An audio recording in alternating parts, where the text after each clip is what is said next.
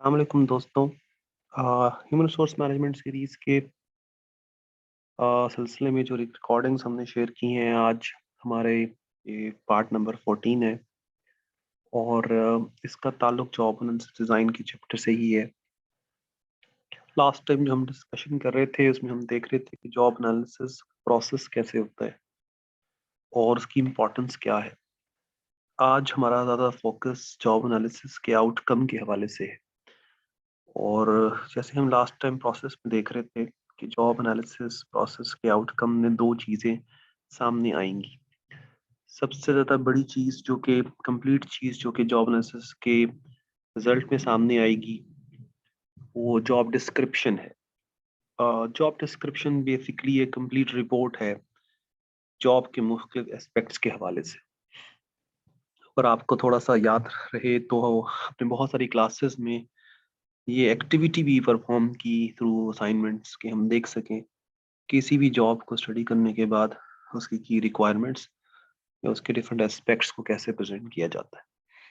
तो आज के लेक्चर में हम सीरीज 14 के एचआरएम की सीरीज के पार्ट 14 में हम एक सैम्पल जॉब डिस्क्रिप्शन को भी देख रहे हैं और जॉब डिस्क्रिप्शन के इम्पोर्टेंट जो एस्पेक्ट्स हैं उनको भी सामने देख रहे हैं।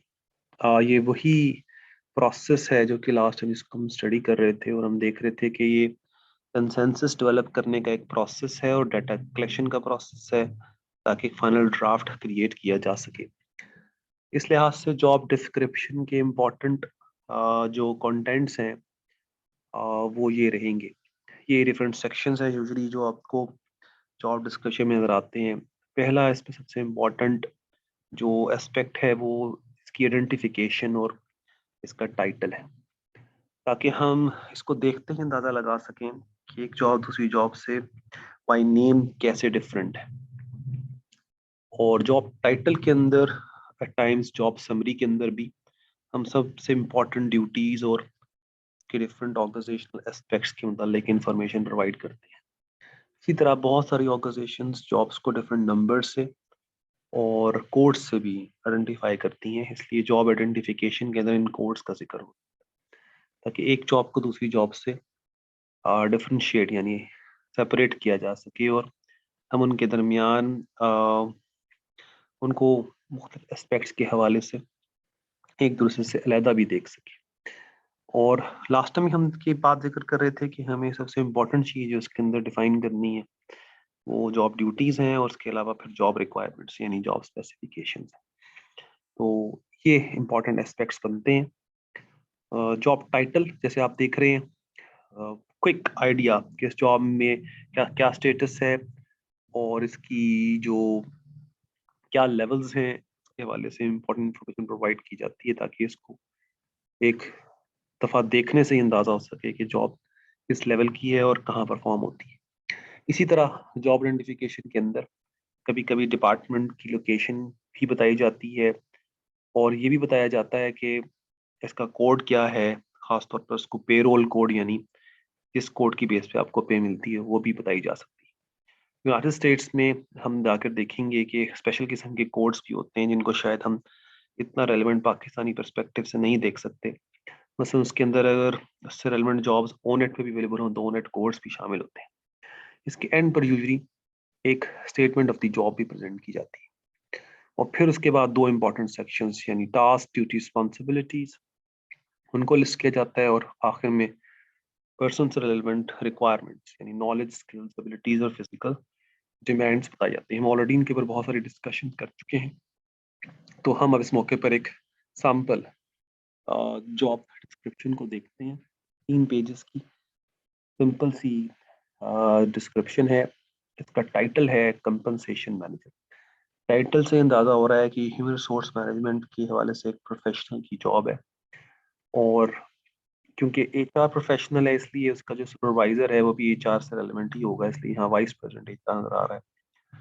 और इजीली हम लॉजिकली यानी हम इंटेलिजेंटली बता सकते हैं कि इसका डिपार्टमेंट ह्यूमन रिसोर्स डिपार्टमेंट होगा।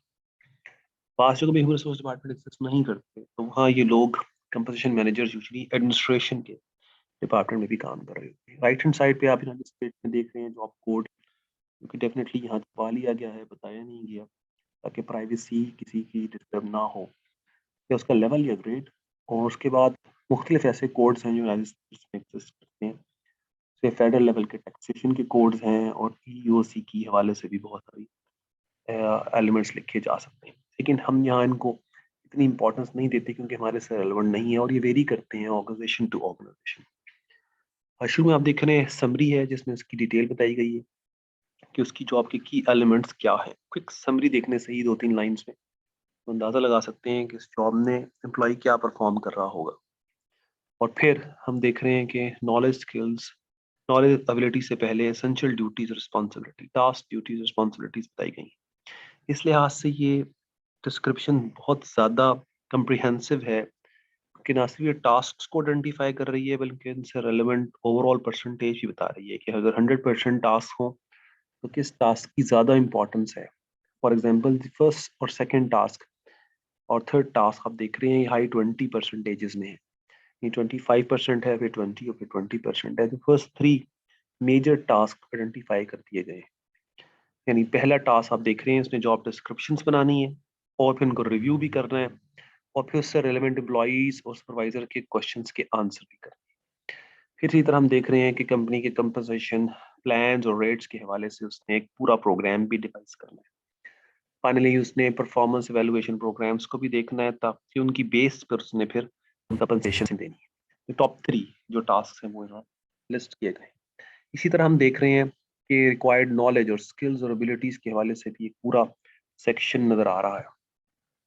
नॉलेज क्योंकि नो हाउ है, और एचआर से रिलेवेंट एक्टिविटी है, देयरफॉर हम देख रहे हैं कि उसके अंदर मैनेजमेंट और एचआर प्रैक्टिसेस के हवाले से एक नॉलेज एसेंशियली रिक्वायर्ड है। फिर उसको बहुत सारी एनालिसिस कंडक्ट भी करने हैं, इसलिए उसको सर्वे, इंटरव्यूज और इंटरप्रिटेशन के हवाले से भी नॉलेज आना चाहिए। अगर स्किल पे थोड़ा सा अगर हम निगाह डालें तो देख रहे हैं कि उसको राइटिंग स्किल्स आने, खासतौर पर वर्ड प्रोसेसिंग पर काम आना चाहिए, क्योंकि उसने डिस्क्रिप्शंस लिखनी है, टाइप करनी है, और इनको प्रेजेंट भी करना है। और एबिलिटी की वजह से देखें तो प्रेजेंटेशन और फिर प्लानिंग और टाइम मैनेजमेंट एबिलिटीज के हवाले से कुछ इंडिकेशन। जरूरी नहीं तमाम कंपोजिशन मैनेजर्स को यही नॉलेज स्किल्स और एबिलिटीज चाहिए। जनरली एवरेजली हम अगर देखें तो कंपोजिशन मैनेजर्स के लिए ये चीज़ें रिक्वायर्ड है। फाइनल सेक्शन जो है वो आप देख रहे हैं, फिजिकल रिक्वायरमेंट्स के हवाले से उससे पहले एजुकेशन और एक्सपीरियंस को भी बताया गया है कि इसके पास की डिग्री हो तो रेलेवेंट और वैलिड। हम देख रहे हैं कि बिजनेस एडमिनिस्ट्रेशन की डिग्री, एचआर के अंदर स्पेशलाइजेशन की हो तो आइडियल है, और उसने एक रेलेवेंट एरिया में डिग्री जरूरी है, ये इसकी एजुकेशन रिक्वायर्ड है। इसके अलावा अगर उसके पास 2 to 3 years का एक्सपीरियंस हो, 3 to 5 हो तो आइडियल है, 2 to 3 का एक्सपीरियंस ईयर्स का एक्सपीरियंस हो तो भी रिक्वायर्ड है। ये job to job, organisation to organisation, country to country vary करेगा। और कुछ लोगों का सवाल ये था कि एक्सपीरियंस अगर किसी लोगों के पास ना हो तो क्या कंपनी फिर भी हायर कर लेती है एम्प्लॉइज को। यूजली सीनियर पोजीशंस के लिए वो अवॉइड करती हैं ऐसा करने के लिए कैंडिडेट्स को, लेकिन अगर उनके पास कोई बहुत ही टैलेंटेड कैंडिडेट हो, और अगर उसके पास एक्सपीरियंस ना हो लेकिन क्वालिफिकेशन अच्छी हो, तो भी कंपनी एज एन ऑप्शन उसको टेकअप कर सकती है। लेकिन अदरवाइज कंपनी सोच समझ कर एक middle to senior manager position के लिए एक्सपीरियंस को जरूर नॉमिनेट करें। अगर फिजिकल रिक्वायरमेंट्स को देखें तो आप देख रहे हैं इसमें सीइंग, हेयरिंग, स्टैंडिंग, वॉकिंग की फिजिकल एलिमेंट्स इनका जिक्र है। रेयरली से लेकर रेगुलरली कॉलम्स बनाए गए हैं जिनको उनको मार्क किया जा रहा है। तो मार्क हो रहा है इसका मतलब है वो सबसे ज्यादा कॉमनली इंपॉर्टेंट है इस जॉब के। रिक्वायरमेंट्स में अगर हम कंपोजिशन मैनेजर की देखें, हम देख रहे हैं कि सीइंग है, हेयरिंग है, जबकि फिंगरिंग, ग्रास्पिंग, फीलिंग ये भी जो फिजिकल एलिमेंट्स है उसकी जॉब में इंपॉर्टेंट है। जबकि standing, walking, climbing, lifting, pulling बहुत सारी जॉब्स में इंपॉर्टेंट हो सकते हैं, कंपोजिशन मैनेजर की जॉब में इंपॉर्टेंट नहीं है। फाइनली हम बहुत सारे और भी एलिमेंट जिक्र कर सकते हैं, कल्चरल एलिमेंट्स भी जिक्र कर सकते हैं, एनवायरमेंटल एलिमेंट्स भी जिक्र कर सकते हैं, मुख्तलिफ कम्प्लेक्सिटीज का इश्यूज भी हम इंडिकेशन दे सकते हैं डिस्क्रिप्शन के अंदर, लिमिटेड नहीं है। टेक्नोलॉजिकल रिक्वायरमेंट्स को भी लिख सकते हैं। यहाँ आप देख रहे हैं वर्किंग कंडीशंस बताई गई हैं कि इसका वर्क की ओरिएंटेशन क्या है, तो पता चल रहा है कि नॉर्मल ऑफिस वर्किंग कंडीशंस है। अगर फर्दर एक्सप्लोर किया जाए तो हमें बहुत सारी वेरिएशंस नजर आएंगी कंपनीज में। आजकल जैसे वर्क फ्रॉम होम की ऑप्शन भी अवेलेबल है, तो ये शायद ये टास्क वर्क फ्रॉम होम भी हो सकता है, क्योंकि इसके अंदर डाटा और इन्फॉर्मेशन को एनालाइज करना है, जो कंप्यूटर बेसिस के थ्रू भी मैनेज किया जा सकता है।